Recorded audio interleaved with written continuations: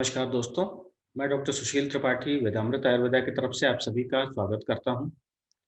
दोस्तों, आज हम बात करने वाले हैं इस वीडियो में किडनी स्टोन्स के बारे में, यानी जिसको आयुर्वेद में वृक्काश्मरी या मूत्राश्मरी बताया गया है। तो सबसे पहले हमको एक चीज़ समझना है कि जो किडनी स्टोन्स बनते हैं या जो वृक्क में अश्मरी बनती है, उसका रीज़न क्या है, ठीक है? लेकिन उस पे डायरेक्टली जाने से पहले हमको एक चीज़ ये समझना है कि जो हमारी किडनी है, वो इस तरीके से डिज़ाइन की गई हैं कि ये बॉडी से जो हमारा वेस्ट मटेरियल है, वो फ्लश आउट करे और वो किस तरह का वेस्ट मटेरियल होना चाहिए? वो वेस्ट मटेरियल लिक्विड फॉर्म में होना चाहिए, ठीक है? यानी जो सॉलिड फॉर्म का वेस्ट मटेरियल है, वो फ्लश आउट करने के लिए हमारी किडनी डिज़ाइन नहीं होती है, ठीक है? तो एक चीज़ और देखना है हमको कि जो हमारा यूरिन है, अगर आप यूरिन का कंपोज़िशन देखेंगे तो यूरिन में 96% जो है वो होता है वाटर का पार्ट और 4% जो होता है वो होता है सॉलिड का पार्ट, ठीक है? उस जो 4% सॉलिड का पार्ट होता है उसमें ही हमारा यूरिक एसिड है, यूरिया है, क्रेटिनिन है, कैल्शियम है, फास्फोरस है, जितने भी सॉलिड पार्ट्स हैं, वो सारे उस 4% के अंदर ही आते हैं। बाकी जो रेस्ट है 96% वो वाटर होता है। ठीक है? तो ये इक्वेशन हमेशा इंटैक्ट होना चाहिए, ये इक्वेशन हमेशा मेंटेन होना चाहिए। अगर इस इक्वेशन में या इस इक्विलिब्रियम में गड़बड़ी आती है, तब हमको डेफिनिटली किडनी स्टोन्स की जो प्रॉब्लम है, वो मिल सकती है। ठीक है? तो अब हम देखते हैं कि क्या कारण है, क्या रीज़न है कि किडनी स्टोन होते हैं। सबसे पहली चीज़ ये है कि अगर जो सॉलिड फॉर्म है, यानी जो 4% वाला पार्ट है, वो अगर बढ़ जाए, ठीक है? तो डेफ़िनेटली क्या होगा कि जैसे ही 4% वाला हिस्सा यानी जो सॉलिड वेस्ट है वो बढ़ेगा, तो स्टोन बनना स्टार्ट हो जाएगा, ये स्टोन प्रेसिपिटेट होना स्टार्ट हो जाएँगे, ठीक है? दूसरा एक कंडीशन हुआ कि अगर हमको डिहाइड्रेशन की कंडीशन हो गई, जैसे अगर हम बहुत कुछ काम कर रहे हैं या कुछ बहुत स्ट्रेनस एक्सरसाइज़ कर रहे हैं और उस स्टर्नस एक्सरसाइज में जो हमारा 96% वाटर वाला पार्ट है, अगर वो रिड्यूस हो गया, देन अगेन हमारा जो सॉलिड पार्ट है वो प्रेसिपिटेट कर जाएगा और वो प्रेसिपिटेट क्यों होगा? कि हमने स्टर्नस एक्सरसाइज या कुछ बहुत मेहनत वाला काम तो किया, बट उससे जो हमारा वाटर लॉस हुआ, उसको हमने फिर से रिप्लेनिश नहीं किया, हमने उसको फिर से फुलफिल नहीं किया। मतलब हमने ये जो इक्वेशन है 96 और 4 का, वो गड़बड़ कर दिया। ठीक है? तो ये काज़ हो गया कि एक तो ये कि ऐसे फूड्स जो सॉलिड वेस्ट जहाँ पे ज़्यादा बनते हैं, जिसको हम आयुर्वेदा में बोला गया है कि कफवर्धक आहार, ठीक है? जैसे जो ऑक्ज़ेलेट कंटेनिंग फूड्स हैं, उनको अगर हमने ज़्यादा यूज़ किया या ज़्यादा शुगर इंटेक किया, ठीक है? तो प्रेसिपिटेशन के चांस बढ़ जाते हैं। दूसरा कि अगर वाटर कंटेंट कम हो गया हमारा, ठीक है? हमने कुछ एक्सरसाइज़ किया, कुछ खेल-कूद किया, मेहनत वाला काम किया और उसमें जो वाटर लॉस हुआ हमारा, उसको हमने रिप्लेनिश नहीं किया, हमने फिर से पानी नहीं उसको पूरा किया, तो फिर से प्रेसिपिटेट हो जाता है। ये दूसरा एक रीज़न हो गया। तीसरा एक रीज़न होता है कि अगर हमको बहुत फ्रीक्वेंट यूरिन इन्फेक्शंस होते हैं, तो वो भी यूरिनरी स्टोन्स को प्रेसिपिटेट होने में या बनने में मदद करते हैं। ठीक है? नेक्स्ट इसका एक और रीज़न होता है कि अगर हम अपने यूरिन का अर्ज होल्ड करते हैं, ठीक है? जिसको आयुर्वेदा में हमारे यहाँ डिस्क्राइब किया गया है अधारणीय वेग, यानी जो मूत्र का वेग है, 13 तरह का अधारणीय वेग बताया गया, तो उसमें जो मूत्र का वेग है उसको अधारण में बताया गया। आप उसको होल्ड नहीं करना है, अगर ये अर्ज आते हैं देन आपको उसको रिलीज़ करना है, ठीक है? लेकिन अगर आपके हैबिट में ये चीज़ है कि आप बार-बार अपने यूरिन के जो अर्ज है उसको होल्ड करते हैं, तो वो एक फ़ेवरेबल एनवायरनमेंट आपकी बॉडी के अंदर बनाएगा कि आपका जो स्टोन पार्ट है या जो सॉलिड पार्ट है वो प्रेसिपिटेट हो, ठीक है? तो ये एक रीज़न हो गया। नेक्स्ट अगर आपकी कुछ फैमिली हिस्ट्री है, जहाँ पे कुछ मेटाबॉलिकली प्रॉब्लम है, ठीक है? अगर आपकी फैमिली हिस्ट्री है इस तरह की, तो उससे भी क्या होता है कि आपका जो यूरिन कंपोज़िशन होता है वो चेंज होता है। अगेन सेम थिंग कि यूरिन स्टोन बनने के चांसेस बढ़ जाते हैं आपके। नेक्स्ट कुछ ऐसी डिजीजेज़ हैं जो यूरिन स्टोन को बनने के लिए या किडनी स्टोन को बनने के लिए हेल्प करती हैं, जिनमें हाइपरकैल्सियूरिया मतलब कैल्शियम का कंसंट्रेशन बॉडी में ज़्यादा होना, हाइपरपैराथायरॉइडिज्म इसमें भी सेम कंडीशन मिलती है कि आपका जो सॉलिड पार्ट है वो प्रेसिपिटेट होने लगता है, ठीक है? नेक्स्ट डायबिटीज़ है, आईबीएस की कंडीशन है, इरिटेबल बाउल सिंड्रोम, ठीक है? उसके अलावा ओबेसिटी की कंडीशन है, ठीक है? ये कुछ डिजीज़ेज़ हैं जो किडनी स्टोन्स को बनने के लिए एक बॉडी को फ़ेवरेबल मीडियम प्रोवाइड करती हैं, ठीक है?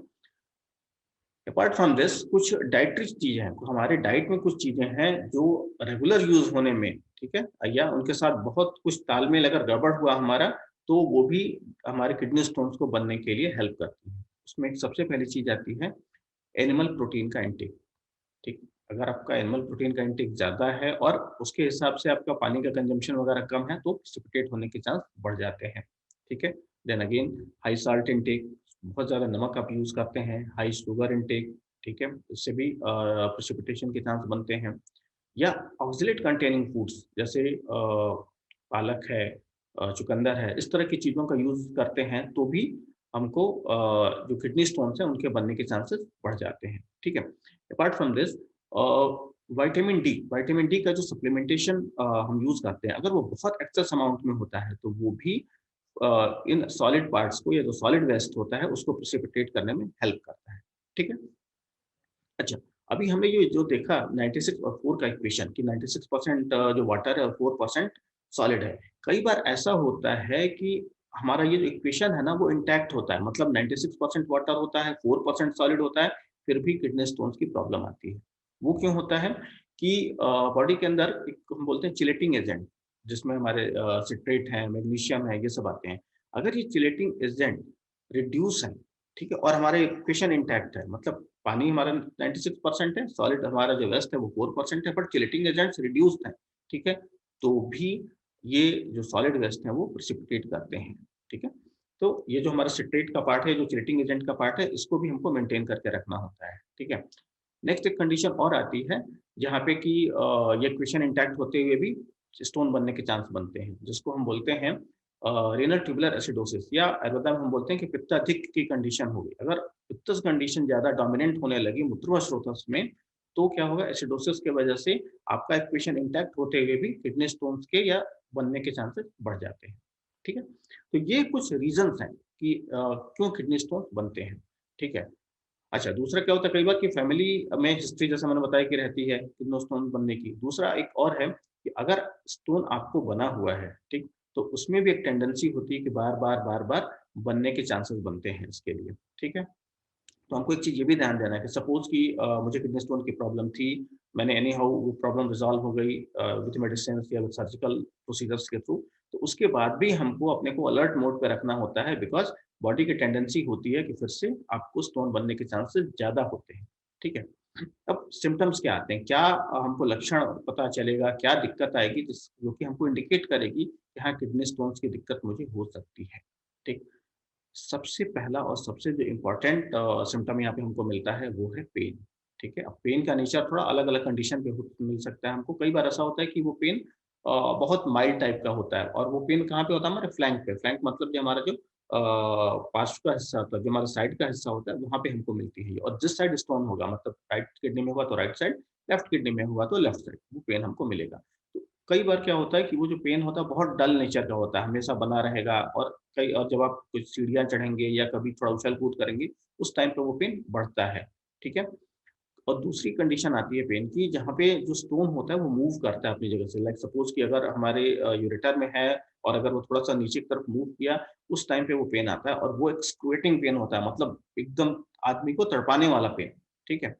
बहुत तेज़ पेन होता है उस टाइम पे, और उस टाइम पे कैसा कि आपको बिल्कुल स्वेटिंग की कंडीशन हो जाएगी, आप नाज़िया, वॉमिटिंग, इस तरह की कंडीशन भी साथ में मिलने लगती है, ठीक है? तो मतलब स्वेटिंग पेन होगा, ठीक है? स्वेटिंग हो जाएगी, नाज़िया की कंडीशन मिलेगी, वॉमिटिंग मिलेगी, ठीक? उसके अलावा कई बार हेमेचूरिया, मतलब ब्लड जो के साथ यूरिन का आना, वो भी मिलता है, ठीक है? अपार्ट फ्रॉम दैट कुछ कंडीशंस और मिलती हैं, लाइक सपोज़ कि अगर इन्फेक्शन की, जैसे हमने बात किया कि अगर आपको फ्रीक्वेंट यूरिन इन्फेक्शंस हो रहे हैं और उसके वजह से स्टोन हो रहा है, उस कंडीशन में क्या होगा कि आपको फीवर के साथ-साथ ये बाकी सिम्पटम्स मिलेंगे, ठीक? नेक्स्ट कुछ कंडीशन और मिलती हैं, लाइक यूरिन की फ्रीक्वेंसी बढ़ जाती है, ठीक है? या बर्निंग मैच्यूरेशन होता है, इस तरह के भी ये सिम्पटम्स मिलते हैं। तो ये अगर सिम्पटम्स हमको मिल रहे हैं, ठीक? तो वो हमको एक इंडिकेशन दे रहे हैं कि हम किडनी स्टोन से पीड़ित हैं। अब इसको फाइनलाइज़ या इसको डायग्नोज़ कैसे किया जाए? तो एक तो सिम्पटम हमको पता चल गया, दूसरा इसके लिए हम स्कैन कर लेते हैं, ठीक है? सीटी स्कैन कर लिया या एक्स-रे कर लिया, ठीक है? उससे क्लियरली हमको मेंशन हो जाता है कि ठीक है, ये स्टोन है और इसकी ये साइज़ है। इस तरीके से ये डायग्नोसिस बन जाती है। अब नेक्स्ट चीज़ आती है कि अगर सपोज़ कि हम डायग्नोज़ हो गए कि किडनी स्टोन हमको है, तो क्या कर सकते हैं हम आगे इसके लिए? या अगर किडनी स्टोन हमको हुआ है और फिर से डेफ़िनेटली हम ज़्यादा प्रोन हैं कि हमको किडनी स्टोन होने के चांसेस रहेंगे, तो हम क्या आगे करें जिससे कि स्टोन्स के प्रेसिपिटेट होने के लिए या जो सॉलिड वेस्ट है उनको प्रेसिपिटेट होने के चांसेस कम से कम बने। ठीक है? तो सबसे पहली चीज़ उसमें आती है कि वाटर का इंटेक आपको बढ़ाना है। सो वाटर आप एज़ अ मेडिसिनल यूज़ करेंगे, ठीक है? आपका जो वाटर का इंटेक होगा वो प्रॉपर होना चाहिए, ठीक है? आप इसके साथ और एक काम कर सकते हैं कि नींबू का पानी यूज़ कर सकते हैं, जो अभी हम बात कर रहे थे चिलेटिंग एजेंट की, ठीक है? तो सिट्रस इसमें होता है, सिट्रिक एसिड होता है नींबू में, तो वो चिलेटिंग एजेंट को मेंटेन करने में हेल्प करेगा आपके लिए, ठीक? तो नींबू के पानी का यूज़ कर सकते हैं। उसके अलावा या बार्ले वाटर वो भी यूज़ कर सकते हैं, वो भी बहुत हेल्पफुल होता है किडनी स्टोन्स के प्रेसिपिटेशन को रोकने के लिए, ठीक है? वो आप कर सकते हैं।